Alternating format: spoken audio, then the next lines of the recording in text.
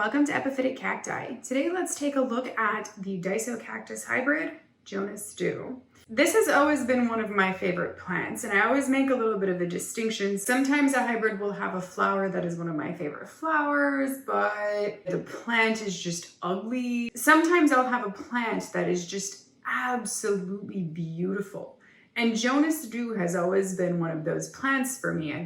The moment that it started growing, it just took off and had this beautiful, long, elegant growth. You know, you can see this growth here is just beautiful, long, elegant growth. This hybrid came out of Germany. The hybridizer is Heiner Dusterhaus. I hope I said that right. I'm not real sure.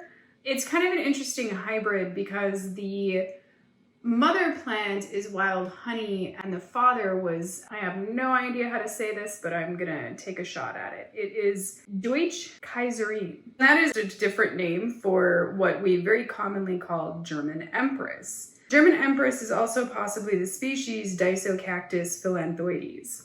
So that all gets a little bit complicated and a little bit weird. But German Empress is a plant that is known to grow terribly. It's something that I think for most people has been really a bad grower in terms of what I hear the most often about it is that it gets very spotty growth, particularly after blooming. It has these beautiful, beautiful rosette shaped flowers. It's really cool to see a perfect cross between two hybrids. And I feel like that is what this plant is. It has this beautiful, elegant growth that is very similar to German Empress. It's got the wildness of wild honey, and it's got kind of that delicate, beautiful uniqueness of German Empress with a little bit of the rosette, and it's got these exceptionally beautiful little ruffled petals. I've had this plant for over 3 years now, and this is the first time that it has bloomed. But why don't we kind of come down here and take a look at the buds and take a look at the flower.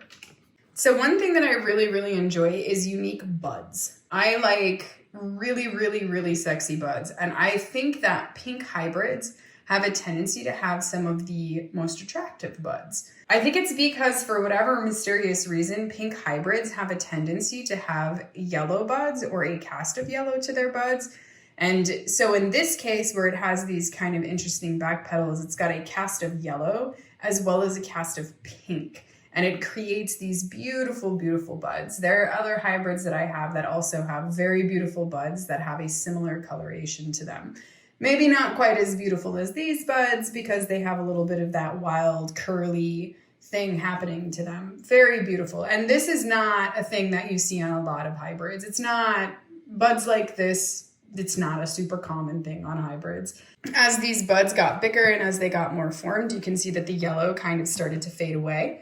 And it turned into a much stronger pink. And you can see how it started to unfurl. And these, of course, got very wild looking.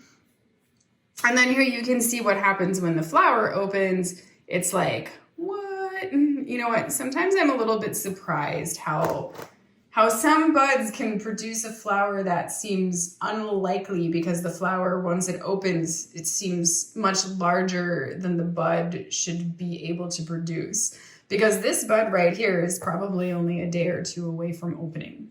These beautiful back petals here that you can see kind of like curl back like this. And this is where I think this is a little bit of a wild honey kind of thing. Because wild honey has this really unpredictable kind of flower shape. Hence the name, I think, wild honey is a little bit of a wild flower. So here we just get this beautiful kind of irregular form in these back petals. It's just a really cool form. I like it a lot. And again, there's not very many hybrids that have this appearance. To me, this is a very unique hybrid in many ways. It's a very dark sort of pink color back there. One thing I think is remarkable as well is this kind of throat right here. When the light hits it, you can see this kind of beautiful inner glow because it's got this lighter midstripe here. So beautiful side shape, just really gorgeous. I would call that probably like an irregular funnel form, and it's sexy flower. There we can kind of see the other side. You know, we get different views because of the irregularity here. So things can be a little bit different appearing there. You can see just how cool those petals are. So then if we kind of come in on the flower here and we get a nice nice shadowing and a nice healthy look there. Here we can see the absolute gorgeousness of the ruffling in the petals. So you get this really beautiful, beautiful ruffling in these petals, and these petals are a soft pink. And if we kind of come right on into the flower, you can see that down in the throat there, it's got a white throat or a very light green throat. You can see that in the very center of the throat, it's green, which is the thing that is causing the glow that you can sometimes see. Like when the light hits it just right, you'll get this very vibrant glow where it appears as though the flower is actually glowing internally. It's one of the things I think about the Disocactus flowers that I think can be so amazing, is that if they have a green throat, they can have this inner glow that is just absolutely stunning. But here you see, you know, I mean, look at the shape. It's so beautiful because you get that combination of the crazy irregular back petals with a just superb funnel form shape in the front. I mean, it's superb. It is, it's hard to explain really unless you see a lot of Disocactus flowers, that like sometimes you just see a perfect flower. This is pretty close to being a perfect flower. The form of it, the shape of it, the petal size, the way that they're arranged, it is a perfectly shaped flower. It is fan-freaking-tastic.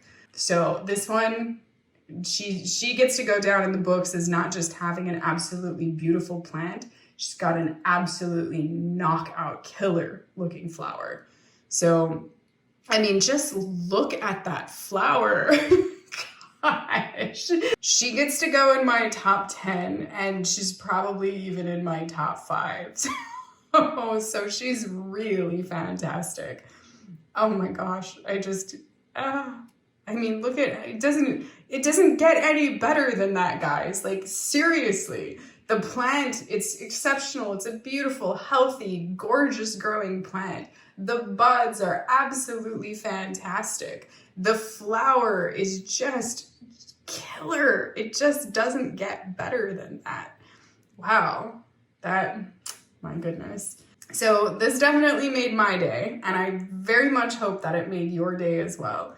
As always, thank you for watching, and happy cacti growing.